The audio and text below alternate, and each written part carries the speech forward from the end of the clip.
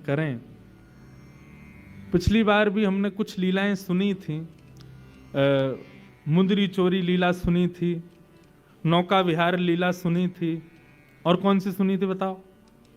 हाँ, मान लीला सुनी थी, और कौन सी सुनी?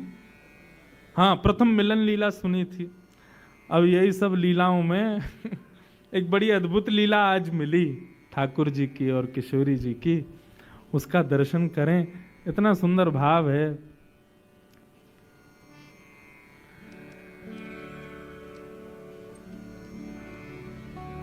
सूरदास जी का भाव है और बहुत सुंदर है। ऐसा भाव है कि भैया श्री कीर्ति मैया, वैसे तो किशोरी जी हमारी इतनी सुकोमला हैं, सदा सखीन के मध्य में रहें, सब सहचरी सेवा करें, लेकिन आज कीर्ति मैया किशोरी जी से ऐसे ही केवल दिखाने के भाव से, समाज को दिखे उस भाव से किशोरी जी से कहती हैं, लाली अब धीरे धीरे घर के काम काज भी सीखो, आने चाहिए, लेकिन काम काज सिखावे तो हैं कीर्ति मैया, लेकिन ये ललता विशाखा आदि सब सखी ऐसी हैं कछु करन ना दें किशोरी जी को। लेकिन आज किशोरी जी हट करके बैठी हैं कि नहीं, आज मैया जो कार्य कहेगी हम जरूर करेंगे। और मैया ने कार्य कह दियो है, बोले लाली आज एक काम कर, गौशाला में जाके गैया को दूध काढ़ के ला। और किशोरी जी आज गैया को दूध दोहे हुए जा रही हैं। इतनी सुंदर लीला है। अच्छा, आजकल तो गौशालाओं में गायों को बांध देते हैं, लेकिन प्राचीन काल में ऐसा नहीं था। किशोरी जी को देख करके गैया के भी मन में भाव आया हो या लीला को और बढ़िया संवरण किया जाए। तो किशोरी जी तो जैसे ही दूध दोहे हुए बैठी हैं, अत्यंत सुकोमला, अत्यंत सुकुमारी किशोरी जी के हस्तकमल को स्पर्श पाकर के गाय मन में विचार करने लगी, श्रम है जाएगा श्री जी को, या काम में तो एक ही निपुण है, नंद नंदन वही ते करवाएंगी। तो गैया वहां से भागी, अब पीछे पीछे श्री जी भाग रही हैं, ललता विशाखा भाग रही हैं गैया को पकड़वे को। इतने में ही सघन कुंज में सामने नंद नंदन दिखाई दिए हैं। नंद नंदन ने जैसे ही देखो सोई किशोरी चिल्ला के बोली, अरे नेक मेरी गैया को पकड़ो, दूध दोहनो है, अरे नेक या को पकड़ लियो। इतने में ही ठाकुर जी ने महाराज अपने सुंदर पराक्रम से वह गैया को पकड़ लियो और गैया को पकड़ के बोले, कहो श्री जी कहाँ सेवा करें आपकी? बोले आज मैया ने हमको सेवा दी है कि जाओ गैया को दूध दोहे के लाओ। हम दूध दोहे में आई हैं, लेकिन ये गैया रुके ही नहीं रही है। ठाकुर जी बोले, दूध दोहना आवे तुम पे? बोलो क्यों नहीं आवे, नेक दोहे के दिखाओ। अब जैसे श्री जी फिर छुए बैठी, गैया फिर भागने लगी। तब ठाकुर जी खा और सब सखी भी वामे रस को वर्धन करें, विक्षेप ना करें। वो लाला श्री जी तो पे ऐसे गुस्सा करें, बुरो मत मानियो, जैसे कोई खसम पे वाकी घरवारी गुस्सा करे। हमें तो ऐसा लगा ये अधिकार मान चुकी हैं। सब सखी ललता विशाखा पीछे डंडा लेके भागी। बोले अभी बताएं, ज्यादा संबंध बना रहा है हमारी श्री जी, या कार्य कलूटे को खसम मानेंगी अपनों? जैसे तैसे लड़ते झगड़ते हुए ठाकुर जी ने आधी बाल्टी दूध भर दिया। अब श्री जी को तो ले जाके कीर्ति मैया को देना था। देखो हमने दूध काढ़ो है। अब जैसे ही दूध काढ़ करके अब दूध पूरा है गया और गैया चली गई। और दूध के झागन को ठाकुर जी बढ़िया मिला रहे हैं। वाह देख कहा बढ़िया दूध निकालो। श्री जी बोली लाओ चलो अब दे दो। ठाकुर जी बोले नहीं मिलेगो, ये तो हमने निकारो है, हमारे सब ग्वाल बाल भूखे हैं, हम भूखे हैं, हमारे सबरे बंदर भूखे, हम पीवेंगे या को? ललता विशाखा क्रोध करने लगी। बोले अभी बताएं तो को पीवे को दूध, अपने घर को गैया को पी, हमारी गैया को काई को पी रहा है? ठाकुर जी बोले निकारो कौन ने? निकारो हमने, तो हम पीवेंगे। और ये हमारे सखा सबरे बेचारे सुबह से भूखे प्यासे दूध पीवेंगे, बढ़िया बढ़िया काढ़ो हमने। अब तो किशोरी जी चरणन में बैठ गई। बोले भैया अब यहाँ लड़वे तो काम नहीं चलेगो, नेक थोड़ी सी अपनी लाज जाए तो कोई बात ना, नेक माफी मांग लो, क्षमा मांग लो। और दोहनी नहीं देत करते हरी, हा हा करी पैर पाए।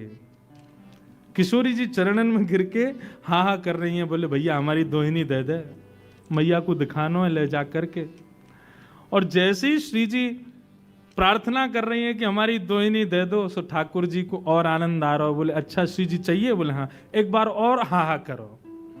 श्री जी फिर कह रही हैं भैया तेरे हाथ जोड़ रही हैं, जो तू कहेगो सो करेंगे, हमारी दोहिनी दे दे, मैया को जाके दिखानो है। तब खूब परेशान करके, खूब श्री जी को श्रमित करा के, तब अंत में ठाकुर जी ने दोहिनी प्रदान करी है। ऐसे हमारे दोहिनी गाय दोहन लीला हमारे ब्रज में भई है, ठाकुर जी की और श्री जी की। मैया को जाकर के श्री जी ने प्रदान कर दिए। बोले ले हमने दूध निकारो। आज कीर्ति मैया ने खूब नजर उतारी है, बलैया लई है। बोले जय हो हमारी श्यामा जू ने आज पहली बार दूध निकारो। महाराज पूरे बरसाने में एक एक बूंद भर दूध की बांटी गई है। क्यों? श्री जी ने दूध निकारो है। लेकिन असलियत तो सब जानने कौन ने निकारो, हमारे लाला निकार के लाए हैं। ऐसी मधुर भाव से सूरदास जी ठाकुर जी की मधुर लीलाओं का वर्णन कर रहे हैं। बंधुओं, ये परस्पर जो प्रेम भाव है ना, ये केवल हम आप सबको उस रस का केवल एक बिंदु चखाने के लिए श्री जी और ठाकुर जी करते हैं। कई बार श्री जी के भाव प्रकट करने में ना कभी कभी डर लगता है। आजकल के सामान्य भावों को सुनने वाले लोग कहीं इससे कोई अनर्गल अर्थ ना निकाल लें। हमारी श्यामा जू, हमारी किशोरी जू, उनके भाव में कहीं कोई विश्लेष ना आ जाए, इसलिए भय लगता है कभी कभी। लेकिन हमारी श्री जी को प्रेम कैसा पता है? अंतर्निष्ठ प्रेम। अंतर्निष्ठ प्रेम किसे कहते हैं? सामने देखोगे तो ऐसा लगेगा कि लड़ रही हैं, गुस्सा कर रही हैं, लेकिन जैसे ही श्याम सुंदर चले जावे, वाके बाद श्री जी को प्रेम मानो रोम रोम से प्रकट हो गए। और वह सुंदर प्रेम को वर्णन श्री नंददास जी महाराज अपनी वाणी में करें। बहुत सुंदर भाव है। हमारी और सर्वेश भैया की आपस में एक दूसरे को पदावलियों की वो होती है, क्या बोलते हैं उसको, कंपटीशन होता है। पद भेजो कंपटीशन। ये पद भेजते हैं तो मैं सोचता हूं इससे दुगना बढ़िया भेजूंगा। ये जो पद भेजते हैं उससे मैं रात भर चिंतन में चला जाता हूं। फिर हम ऐसा पद भेजें ये एक आध महीना को चिंतन में चले जाएं। तो किशोरी जी का एक सुंदर भाव श्री नंददास जी वर्णन करते हैं। किशोरी जी का प्रेम कैसा। अब गैया दोह के तो आ गई वापस, वहां तो खूब लड़कियां आई, झगड़ के आई हैं श्याम सुंदर से, लेकिन अब एकांत में जब बैठी हैं तब श्याम सुंदर को स्मरण करते हुए किशोरी जी कितने सुंदर भाव कह रही हैं। आहा,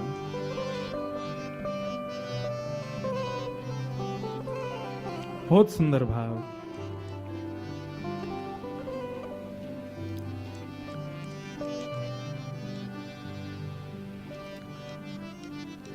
मैं पछहार रही बहू तेरो,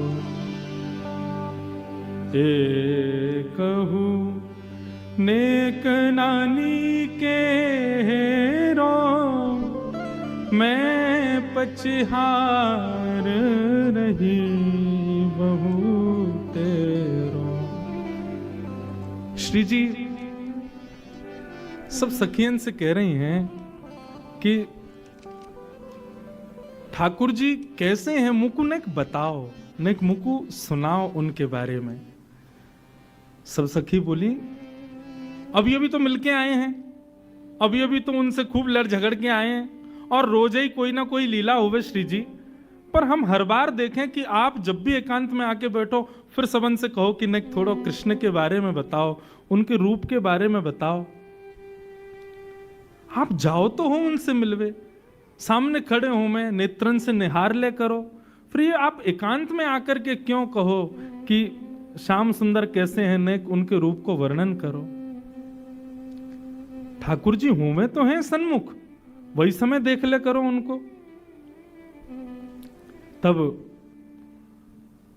सब सखियन सो हमारी श्रीजू कहा कह रही हैं। इतनी सुंदर भाव हैं श्री नंददास जी के। बोले अरे सखी कहा बताऊं, तुम लोग बड़ी सौभाग्यशाली हो जो नयन भर के श्याम सुंदर को देख लेती हो, लेकिन मेरी स्थिति ऐसी होती है कि एक क्षण से अधिक यदि मैं नेत्रों से श्याम सुंदर को देखती हूं तो उतने में मेरी स्थिति क्या होती है। छिन ही में भर आवत पानी, श्याम रूप कहाँ छिन में जाना। ऐसा रूप है श्याम सुंदर को कि मैं एक क्षण से भी ज्यादा निहारवे को प्रयास करूं तो एक क्षण से अधिक देखने पर मेरे नेत्रों में जल आ जाता है। मुझे नेत्र बंद करने पड़ते हैं। दो कारण हैं। पहले तो जल आ जाता है, कहीं और रुदन ना हो जाए, कहीं और जल आया तो श्याम सुंदर श्रमित हो जाएंगे। वो जो लीला हमारी मान की थोड़ी झगड़े की चलती है, उस बीच में यदि अश्रुपात हो जाए तो ऐसा लगेगा रस में नमक घोल दिया हो। इसलिए मैं जानबूझ करके श्याम सुंदर से अपने नेत्रों को बचाती हूं, उनको नहीं देखती। क्यों? एक क्षण से अधिक देखूं तो नेत्र सजल हो जाते हैं। बंधुओं, श्री जी के प्रति श्याम सुंदर के भाव सुनोगे ना, सुख मिलेगा, लेकिन श्याम सुंदर के प्रति श्री जी के भाव सुनोगे ना, नेत्र सजल हो जाएंगे। छिन ही में भर आवत पानी, श्याम रूप कहाँ जिनमें जान। एक क्षण में ही मेरे नेत्र सजल हो जाते हैं, मैं उनके रूप को निहार नहीं पाती हूं। और दूसरा भाव क्या कहती हैं? दूसरा भाव मैं ठाकुर जी को इसलिए नहीं देख पाती, नयन दो छवि अमित अगाधा। अरे सखियों, श्याम सुंदर को रूप तो अपार है, और वह अपार रूप को देखवे के काजे नेत्र केवल दो ही हैं हमारे पास में। भाव समझिएगा। नयन दो छवि अमित अगाधा, और उसमें भी तापर पलक करत हैं वाधा। एक तो इतने सुंदर श्याम सुंदर, और उनको देखवे के काजे या जड़ विधाता ने दो ही आंख दी है, और इन दो आंखन से भी उनको निहारवे को प्रयास करें तो जल तो आ ही जावे, वासे पहले ये पलक भी बाधक बन जाती हैं। बीच बीच में देखते देखते आंखें भर आती हैं, और उसके अलावा भरे भी ना तो आंखें श्रमित हो जाती हैं, तो पलक गिर जाती हैं। श्याम सुंदर सामने हो और उस समय पलक गिरती हैं तो गोपियां गोपी गीत में कहती हैं, त्रुटिर युगायते त्वाम पश्यताम जड़ उदीक्षताम। अरे जड़ विधाता, तू जानता नहीं था कि श्याम सुंदर हमारे सामने आने वाले हैं? तूने ये पलक क्यों बनाई? आपको पता है देवताओं में और मानव में अंतर क्या है? देवता अनमिष होते हैं, उनके पलक नहीं होती। मतलब स्वरूप तो ऐसा ही होता है, लेकिन जैसे हमारी पलक गिरती रहती है ना, ऐसे देवताओं की पलक कभी गिरती नहीं है। किशोरी जी कह रही हैं, अमित छवि और वाकु देखवे का जे नेत्र दो, और इन दो नेत्रन में भी सखी तामे पलक करत हैं वाधा। कैसे निहारूं उनको, कैसे देखूं? या हमारे मैं आप लोगों से प्रार्थना करूं कि मुझको कृष्ण के भाव सुनाओ, उनके रूप को वर्णन सुनाओ, उनके अंग प्रत्यंग को वर्णन सुनाओ, क्योंकि देखवे की सामर्थ्य मेरी नहीं है। श्री जी के इतने सुंदर भाव। श्री जी कहती हैं, अब एक सखी बोली, तो श्री जी बा कारे कलूटे को देखवे निकाय को है। अरे आप इतनी सुंदर हो, आप तो अपना प्रतिबिंब ही देख ले करो। आपको प्रतिबिंब को जो स्वरूप है ना, वह स्वरूप को ही ने सांवलो बना दिया जाए तो ऐसा लगेगा श्याम सुंदर ही है। आप तो खुद को ही देख ले करो, वह नंदनंदन को देख के कहा करना है आपको। तब श्री जी कहती हैं, जो ब्रज दीनो जन्म हमारो। अरे सखियों ध्यान से सुनो, यदि ब्रज में हमारा जन्म हुआ है तो ब्रज में जन्म लेने का एक ही कारण है, क्या? जो ब्रज दीनो जन्म हमारो, देखन को मन मोहन प्यारो। ब्रज में जन्म खाने पीने हंसने बैठने घूमने फिरने के लिए नहीं हुआ है। इस ब्रज में जन्म केवल श्याम सुंदर मनमोहन को देखने के लिए ही हुआ है। उनको नहीं देखेंगे तो कैसे काम चलेगा? हमारे यहां तो ब्रज की गोपियां श्रीमद् भागवत के वेणु गीत में कहती हैं, कभी अवसर मिलेगा ना लाल जी के ससुराल में वेणु गीत भी सुनाए। श्री जी तो आ ही जावे। वेणु गीत भी बहुत सुंदर है श्रीमद् भागवत का। गोपी गीत सबने सुना है, लेकिन भागवत के कई ऐसे अप्रकट गीत हैं, उनका भी अद्भुत भाव है। जैसे वेणु गीत, युगल गीत, श्रीमद् भागवत के ऐसे। अब वेणु गीत में क्या होता है, ठाकुर जी वन चरा रहे हैं गैया में, वन में चरा रहे हैं गैया, और वहां बैठकर के वेणु वाद्य कर रहे हैं। उस वेणु की ध्वनि को सुन करके गोपियां नेत्रबंद करती हैं, और नेत्रबंद जैसे ही करती हैं तो हृदय में ही ठाकुर जी की वो छवि प्रकट हो जाती है जो वन में लीला हो रही है, और उसका वर्णन गोपियां करती हैं। अब श्याम सुंदर ऐसे चल रहे हैं, अब श्याम सुंदर ये लीला कर रहे हैं, वही वेणु गीत है। वेणु गीत में गोपियां कहती हैं, अक्षणवताम फलमिदम न परम विदाम।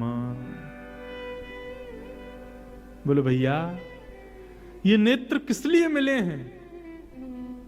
सूरदास जी का पद है ना, देखो चाहत कमल नयन को, निस दिन रहत उदासी अखियां, हरि दर्शन की प्यासी प्यासी, हरि दर्शन की प्यासी अखियां, हरि दर्शन की प्यासी।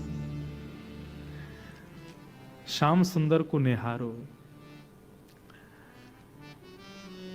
किशोरी जी कह रही हैं,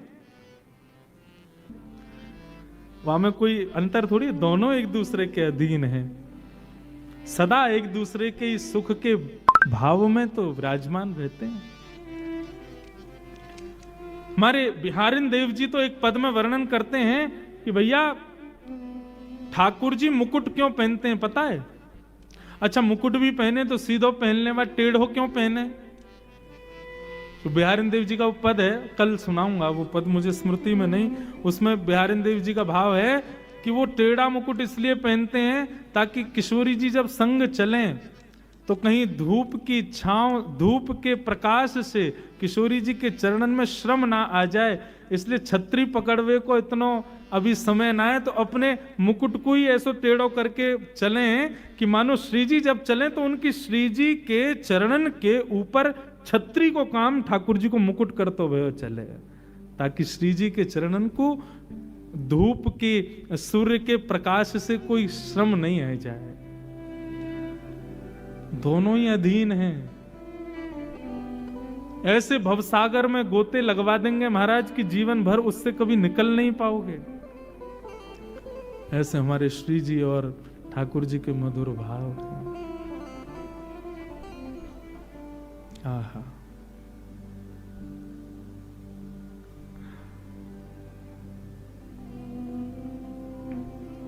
जो के ऐसे या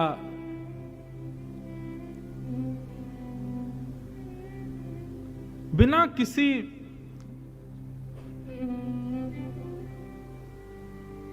दिखावे को प्रकट किए हुए इस निर्मल प्रेम को सब सखियां सुनकर के आनंदित हो रही हैं, और दोनों रसिक जन मधुर भाव से श्री जी को प्रणाम कर रही हैं। तो ऐसे श्री जी के प्रेम उद्भाव हैं ठाकुर जी के प्रति। हमारे वृंदावन में रसिक जन यही भाव के, शायद गत वर्ष भी मैंने कहा था, श्री हृदयवंश महाप्रभु कहते हैं कि ठाकुर जी आप चाहते तो एक ही नेत्र बना देते, वहां तो किशोरी जी कह रही हैं कि अनन्य नेत्र प्रकट करो, लेकिन स्वामी श्री हृदयवंश महाप्रभु कहते हैं कि ठाकुर जी आप चाहते तो एक ही नेत्र बना देते, एक ही नेत्र से पूरा संसार हम लोग देख लेते, लेकिन आपने ये दो नेत्र यही मारे प्रकट किए ताकि एक नेत्र से हम आपको विराजमान करें, दूसरे नेत्र में श्री किशोरी जी को विराजमान करें। बसो मोरे नैनन में यह जोड़ी, नव दुल्हे ब्रजराज सांवरो, दुल्हन राधा गोरी, बसो मोरे नैनन में यह जोड़ी। ये जो श्री रसखान जी भाव प्रकट करते हैं ना, देखो दुरो वह कुंज कुटीर में परो पलोटत राधिका पायन। श्री किशोरी जी के चरणन में श्याम सुंदर अपने सिर रखे भय दर्शन दिए रसखान जी को। ये भाव भी ठाकुर जी कोई ना कोई लीला ऐसी ढूंढते रहते हैं जिसके कारण से किशोरी जी के सन्मुख जाने का और किशोरी जी को प्रणाम करने का अवसर मिले। श्याम सुंदर उससे चूकना नहीं चाहते हैं। ऐसी एक लीला हमारे ब्रज के रसिक जन सुनाते हैं। एक बार बरसाने में लाल जी कोई ना कोई बहाने ढूंढते रहे, कैसे निज महल में जाऊं, कैसे दर्शन करके आऊं। तो हमारे मलूक दास जी महाराज, उनका एक बड़ा सुंदर भाव है। ठाकुर जी जोगी बनकर के बरसाने गए और बरसाने जाकर के वहां जोगी बनकर के श्री किशोरी जी का दर्शन किया। शायद भाव मैंने गत वर्ष भी सुनाया था, जोगी रंग मीनाया अच्छा श्रृंगी नाद बजाया। अब मलूक दास जी महाराज इस भाव में ठाकुर जी की एक एक छवि का वर्णन करते हैं कि वो कैसे बनकर के आ रहे हैं।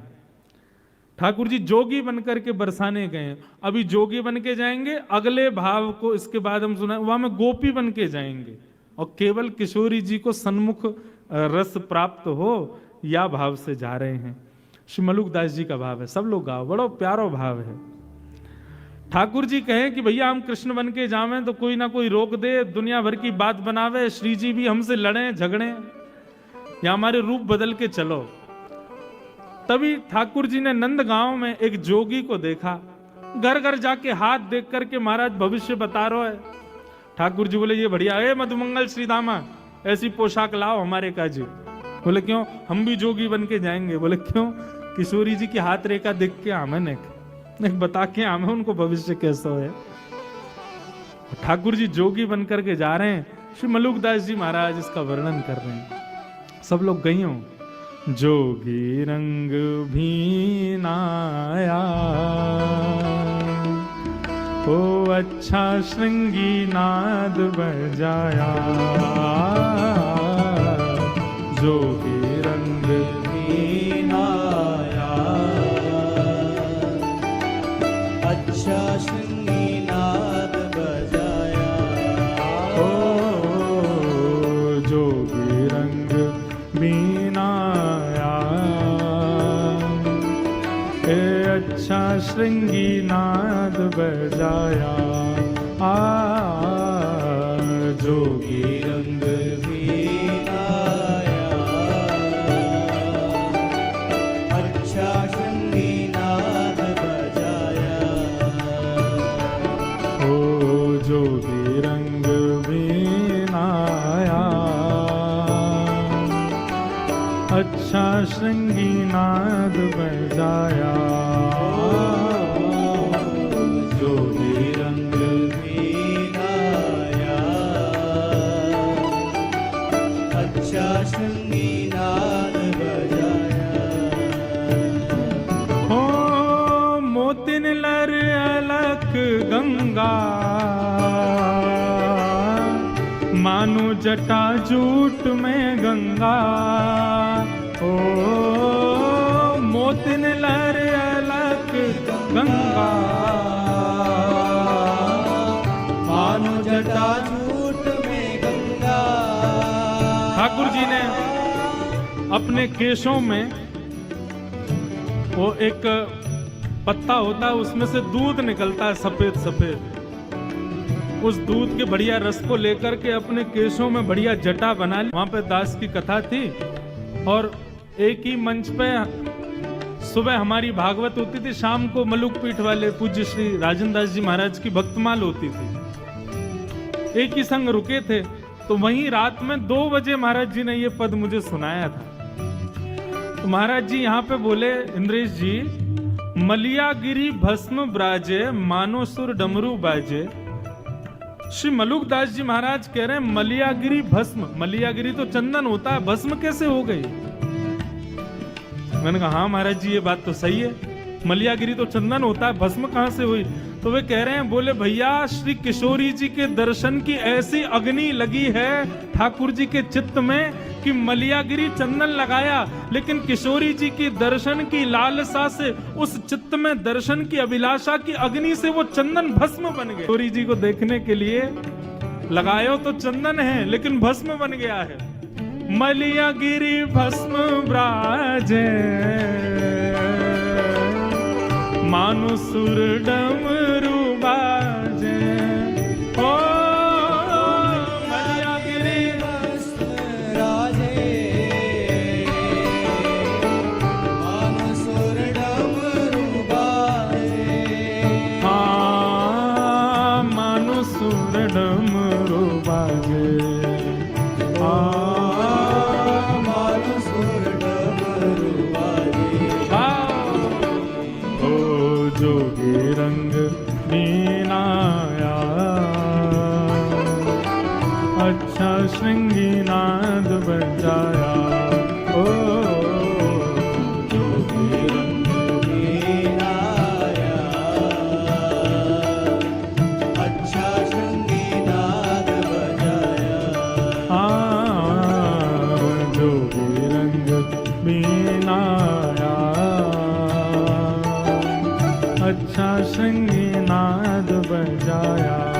ओ जोगी रंग मीनाया, अच्छा श्रृंगी नाद बजाया।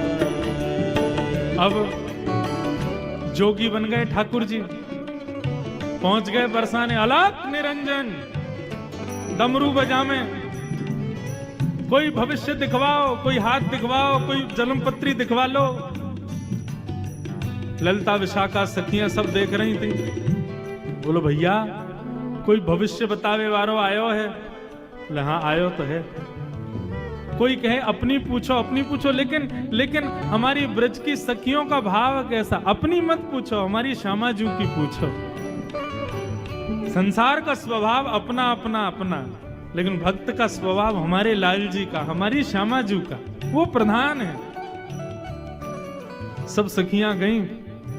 बोलो भैया बाबा ओ जोगी, नेक्स्ट से जोगी, रूप तो तुम्हारो जोगी सो है, लेकिन देखने में ऐसे लग रहे हो तुम्हारो अभी जन्म भयो कछु साल पहले। ठाकुर जी बोले ये सब तपस्या के बल से हुआ है गोपी, तुम नहीं समझोगी। हमने हिमालय पे बड़ी तपस्या करी है। हमारी आयु कितनी है? हाँ ये संग में हमारो सेवक है, ये बतावे। हाँ बताओ कितनी आयु? मधुमंगल भी गया था जोगी बन के। मधुमंगल बोलो हमारे महाराज जी 120 वर्षों से हिमालय पर तपस्या कर रहे हैं, लेकिन तपस्या के प्रभाव से इनके अंग प्रत्यंग की झुर्रियां चली गई हैं, देखने में ऐसे लगते छोटे बालक। 2-4 सखियां बोली हमारो हाथ देखो। मधुमंगल बोले तुम्हें तो मैं ही देखूंगा, इधर आओ, तुम्हारे भविष्य को तो मैं बता दूंगा। हमारे महाराज जी तो राजा रानी आदि इन सब बड़े बड़े लोगन के हाथ देखे। बोले अच्छा। ललिता विशाखा बोली आप यदि भविष्य कथन करो तो हमारी श्री जी को हाथ देख लोगे। कौन श्री जी? अरे या बरसाने की अत्यंत सुकोमला, अत्यंत सुमनोहरा, रसिक जनन के हृदय में सदा वास करवे वारी श्री वृषभानु नंदिनी हमारी श्यामाजू ने उनको भविष्य देख ले। ठाकुर जी बोले कहा भविष्य देखनो है? बोले भविष्य में केवल इतना देख के बताए दो कि हमारी ऐसी सुकुमारी सुंदर किशोरी जी को ध्यान रखवे वारो कैसो होएगो। नेक वाक्य बारे में नेक बताए दो। हम तो यही बात की चिंता में कि हमारी किशोरी जी के भाव स्वभाव स्वरूप इतने सुंदर हैं कि कहीं उनकी जोर को कोई मिलेगो भी कि नहीं। जोगी बोला हाँ हाँ दिखाओ, बताओ कौन है, कहाँ है, दिखाओ, बोला अभी बताते हैं हम सब कुछ। जोगी को पकड़ करके ले गए। इतने में ही श्री वृषभानु नंदिनी पधारी सन्मुख, और जैसे सामने आई हैं किशोरी जी तो दूर से ही देखे, बोले किसको पकड़ लाई हो ये? बोले बहुत बड़े जोगी हैं, 120 वर्ष से तपस्या करके इन्होंने अपने अंग की कांति को बिल्कुल बालक के समान कर लिया है।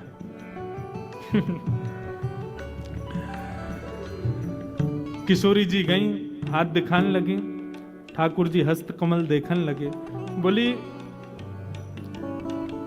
अरे आपको जो ध्यान रखवे वारो, आपके अब बीच में तो कई भाव हैं लेकिन सीधे आम है, आपको ध्यान रखवे वारो, आपके सुंदर भाव को प्रस्तुत करवे वारो वो ज्यादा दूर ना है, आपके सन्निकट ही रहवे। बस वहां में एक कमी होगी, सुंदरता में कोई कमी नहीं, नेक रंग ओझल होगा आपसे।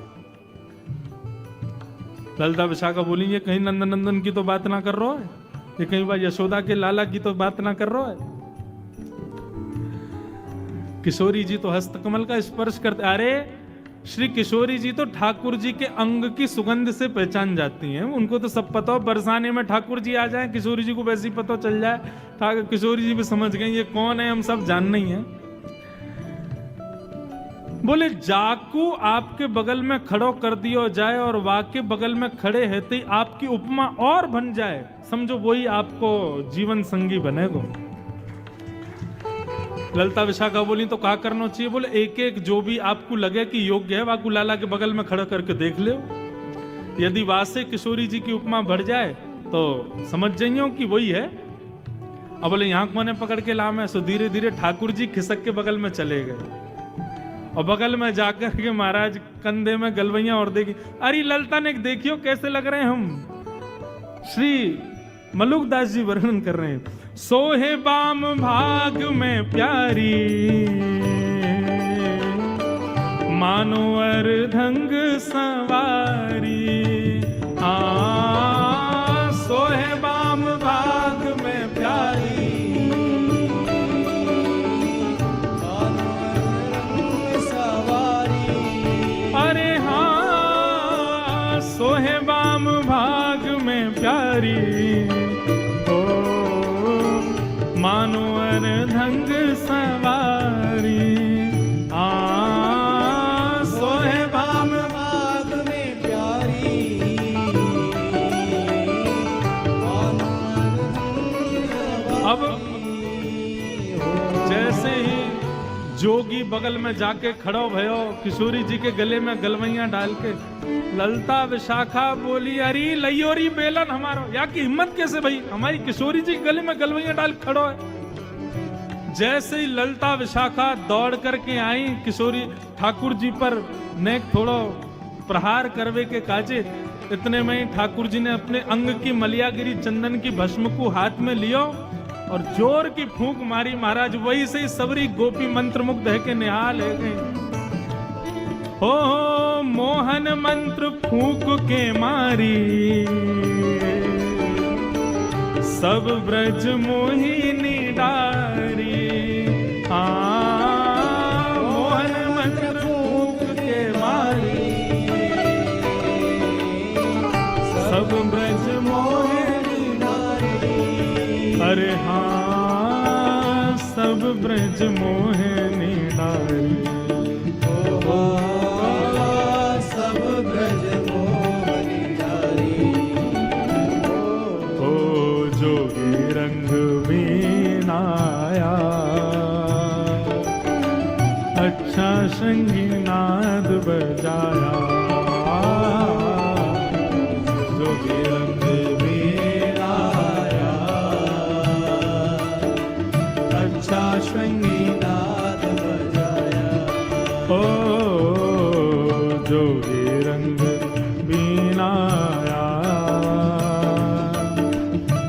अच्छा श्रृंगनाद बजाया, जोगी रंग वीराया, अच्छा श्रृंगी श्री युगल बिहारी बिहारिणी जो सरकार की।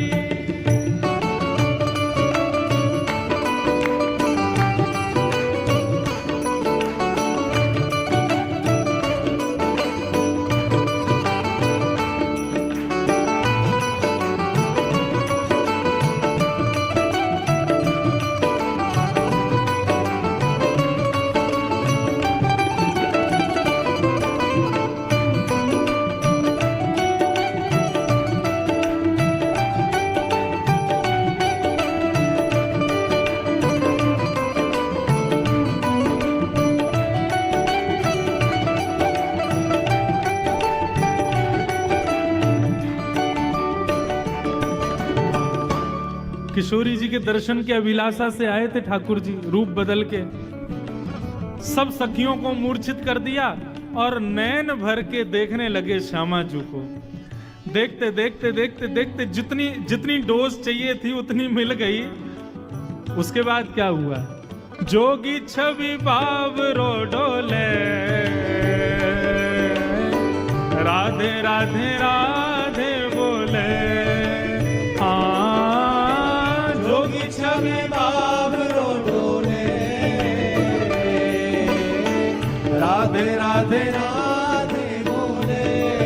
अरे हाँ, जोगी छवि बावरो डोले, राधे राधे राधे बोले। हाँ, जोगी छवि बावरो डोले, राधे राधे राधे बोले। अरे हाँ, राधे राधे राधे बोले। ओ राधे राधे राधे बोले। आओ, जोगी रंग वीणाया, अच्छा श्रृंगनाद बजाया। जोगी रंग वीराया, अच्छा श्रृंगनाद बजाया। हो जोगी सब संतो दा प्राणा, शरण मलूक ने माना।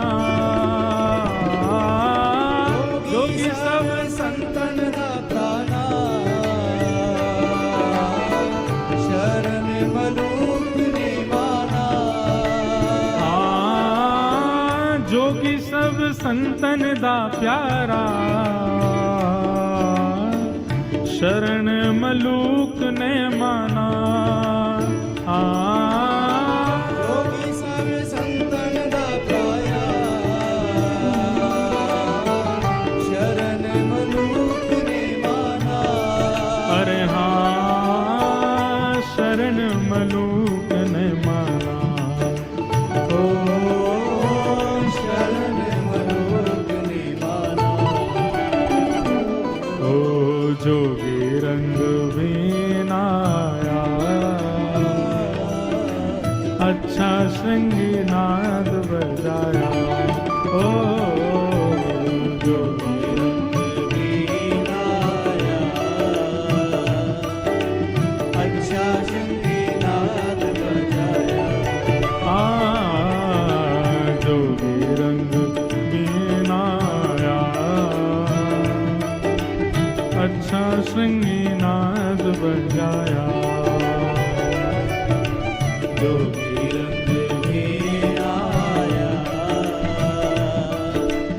अच्छा श्रृंगनाद बजाया। जय राधे राधे, राधे राधे, श्री राधे राधे, राधे राधे, जय राधे राधे, राधे राधे, श्री राधे राधे, राधे राधे, जय राधे राधे, राधे राधे, श्री राधे राधे, राधे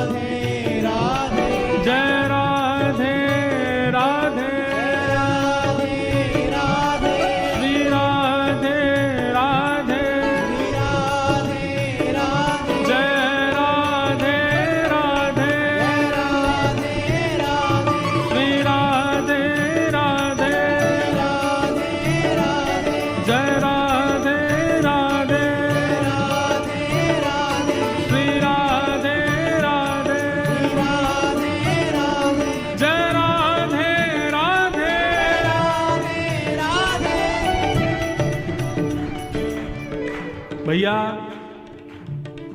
जमाई पक्ष के हम हैं और लाली पक्ष के आप लोग हो, और हम ज्यादा श्रम करें आपको देखने में अच्छा लग रहा है, हम ही गावे, हम ही ताली बजावे, नहीं भुजा उठा के भाव से गाओ।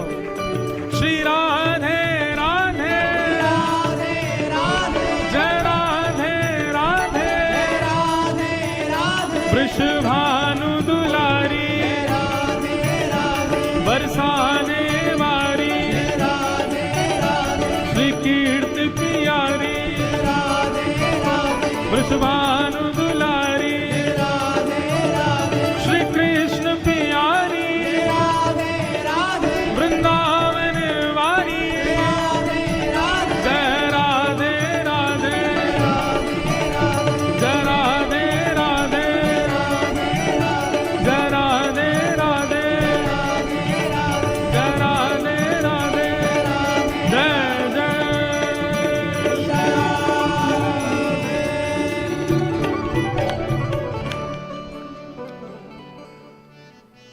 ऐसे हमारे श्याम सुंदर ये तो बहाने ढूंढे किशोरी जी से मिलवे के, उनको देखवे के।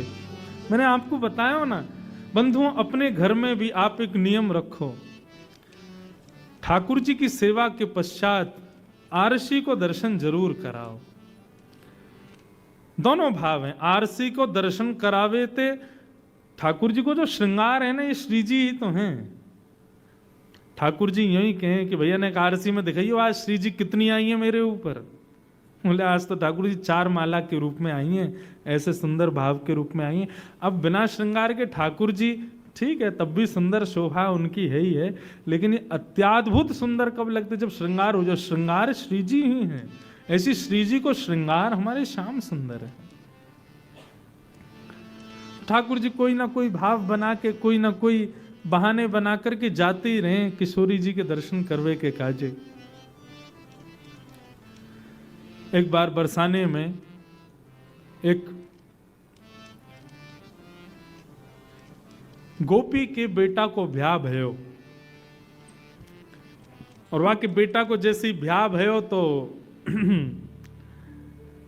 ठाकुर जी पहुंच गए वहां गोपी के घर, और गोपी से जाके कहें एरी तेने अपने छोरा को ब्याह कियो, किशोरी जी को आमंत्रण नहीं दियो। बोले अरे मैं कहा बताऊं, मुझको संकोच आ गयो, मुझको लाज भई कि भाई ऐसा छोटो सो ब्याह, किशोरी जी आएंगी, उनके समान व्यवस्था नहीं है, या हमारे मैं तो लज्जा के कारण किशोरी जी को नहीं बुला पाई। ठाकुर जी बोले तो पता कितना बड़ा अपराध है, बरसाने की श्री कुंवर राधिका जब बहू को देख लेंगी ना तभी समझियो तेरी बेटा बहू तेरी सेवा करेगी। किशोरी जी के नेत्रन में बड़ी शक्ति है, वो जाकू देख लें वाकू अधिकारी बना दें। गोपी बोली अच्छा तो कहा करना चाहिए मुझको बताओ। ठाकुर जी बोले किशोरी जी के पास अपनी बहू को मिलावे ले जा। अच्छा कहीं नाराज? अरे नहीं, किशोरी जी तो बड़ी दयालु हैं, बड़ी कृपालु हैं, वो कभी नाराज थोड़ी है सके। लेकिन हाँ यदि तू अपनी बहू को नहीं लेके जावेगी तो या तो 2 हानि होंगी, ऐसा भी है सके कि किशोरी जी श्रमित है जाए, नाराज है जाए, भाई बताओ ब्याह है को हमको बुलायो नहीं, और दूसरों तेरी ये बहू सदा अभागी रहेगी, अयोग्य ही रहेगी, किशोरी जी की दृष्टि नहीं पड़ी यहाँ पे।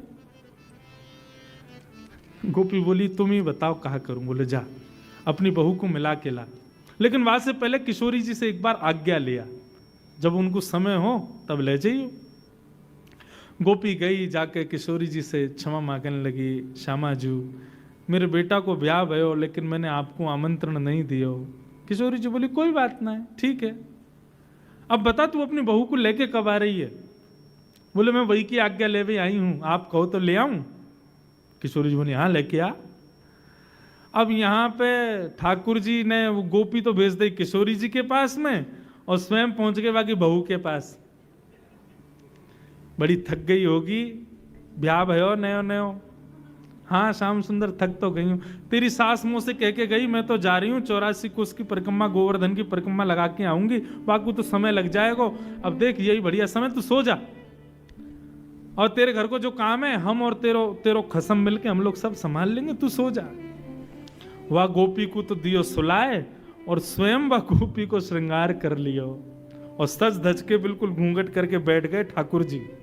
ये बहाने हैं ठाकुर जी के, किशोरी जी के दर्शन के। गोपी आई आकर के बोले, अरे बहू जल्दी चल, श्यामा जी ने तो को बुलायो है।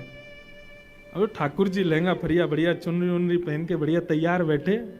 हाँ मैया चलो।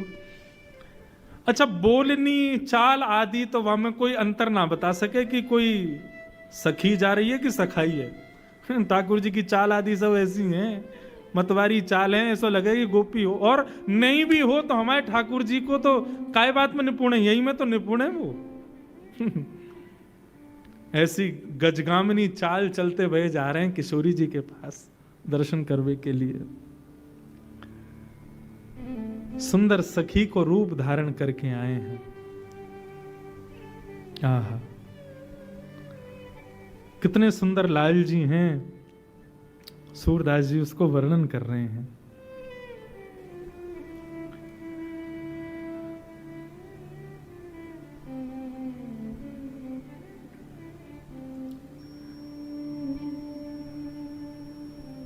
ठाकुर जी ने जैसी बरसाने में निज महल में प्रवेश किया, ठाकुर जी की चाल देख करके, ढाल देख करके, उठवे बैठवे के तरीका, अभी मुख तो कोई ने देखो ही ना है, लेकिन चाल आदि इन सब में ही इतना आनंद भयो कि किशोरी जी की सब सखियां निहाल हो गई।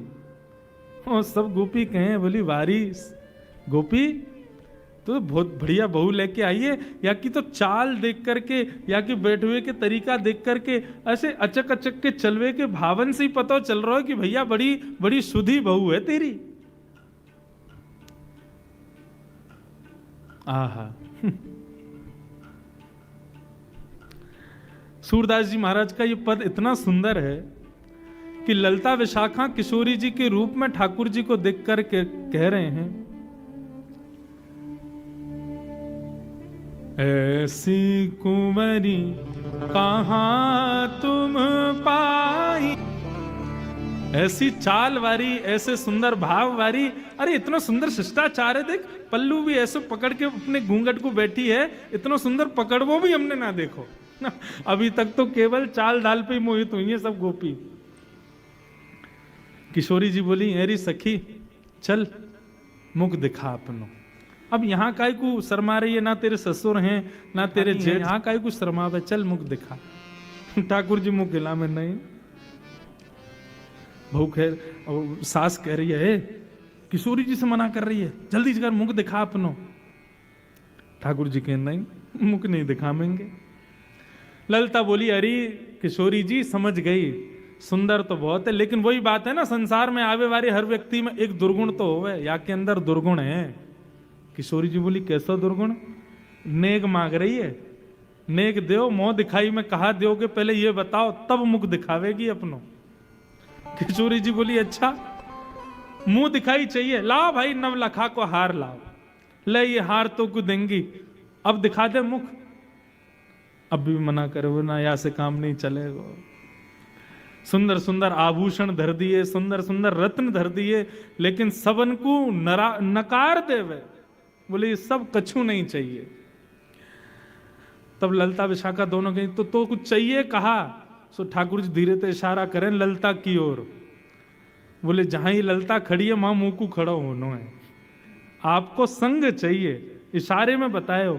किशोरी जी बोली, अच्छा निज महल में निज सहचरीन को संग चाह रही है। सोई ठाकुर जी से रिलाया, बोले हाँ यही चाहिए।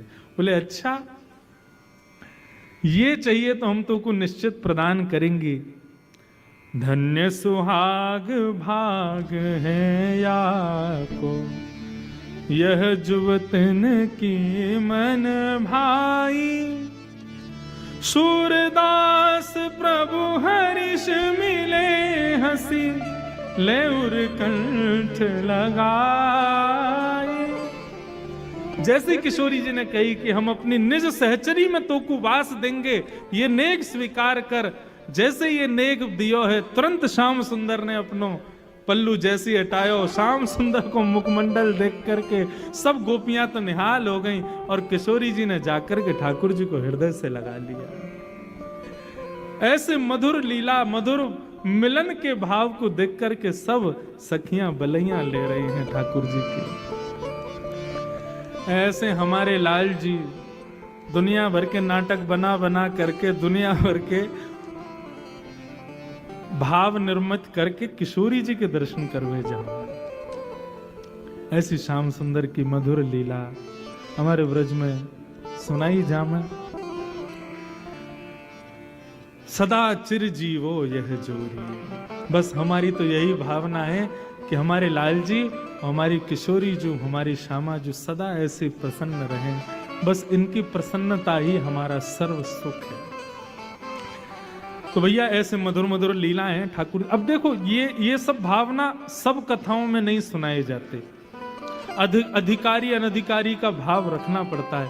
अब ठाकुर जी की इन लीलाओं को यदि सामान्य व्यक्ति सुनेगा ना, तो ठाकुर जी के प्रति दुर्भाव प्रकट करेगा। बताओ, ये भगवान होके ऐसी लीला करते हैं? अरे भैया, ये भगवान हो को जगत के लैया, ये हमारे ब्रजमंडल को तो लाला है। ललित किशोरी प्राण धन जे ब्रज को एक खिलौना है। ये तो हमारे ब्रज के खिलौना है, वहां वही भाव से विराज रहे। तो ऐसे मधुर भाव और सुंदर हम सुनेंगे। एक सुंदर आपको प्रति प्राप्त हुई है सब लोगों को। नित्य इस कथा के विश्राम दिवस में हम लोग इस भाव को नित्य गाएंगे। 2 मिनट सब लोग इधर देखो। जिन लोगों को मिल गई है वो बढ़िया है, जिनको नहीं मिली वो बगल वाले को शेयर करा दी हैं। सब लोग एक दूसरे के भावों को देख करके साथ में गाना। इस भाव का सुंदर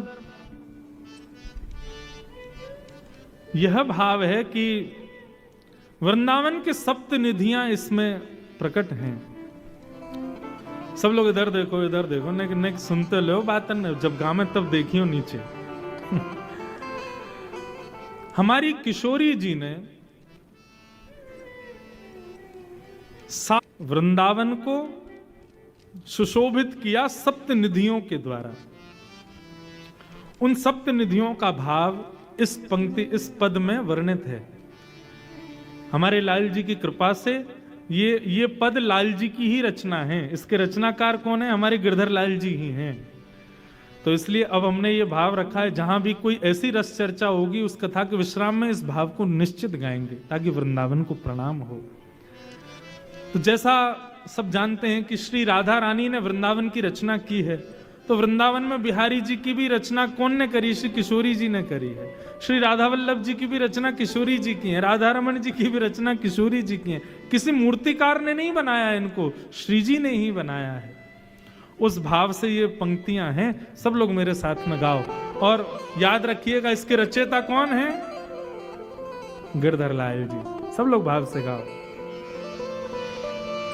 श्यामा हृदय कमल सो प्रगट्यो, श्यामा हृदय कमल सो प्रगट्यो, श्यामा हृदय कमल सो प्रगट्यो, श्यामा हृदय कमल सो प्रगट्यो। और श्याम हृदय को भाए वृंदावन प्यारो वृंदावन, ओ वृंदावन प्यारो वृंदावन, हे वृंदावन प्यारो वृंदावन, वृंदावन प्यारो वृंदावन। श्यामा हृदय कमल सो प्रगट्यो, श्यामा हृदय कमल सो प्रगट्यो, श्यामा हृदय कमल सो प्रगट्यो, श्यामा हृदय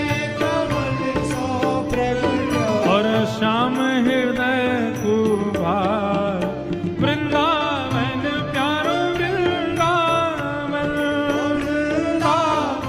प्यारो वृंदावन, हे वृंदावन मेरो वृंदावन, मेरो वृंदावन। सब सुख सागर रूप उजागर रहे वृंदावन धाम, सब सुख सागर रूप उजागर रहे वृंदावन सब सुख सागर रूप उजागर रहे वृंदावन धाम। सब सुख सागर रूप उजागर रहे वृंदावन धाम। रूप गोस्वामी प्रगट कियो जहाँ, रूप गोस्वामी प्रकट कियो जहाँ। रूप गोस्वामी प्रगट कियो जहाँ, रूप गोस्वामी प्रकट कियो जहाँ गोविंद रूप निधान।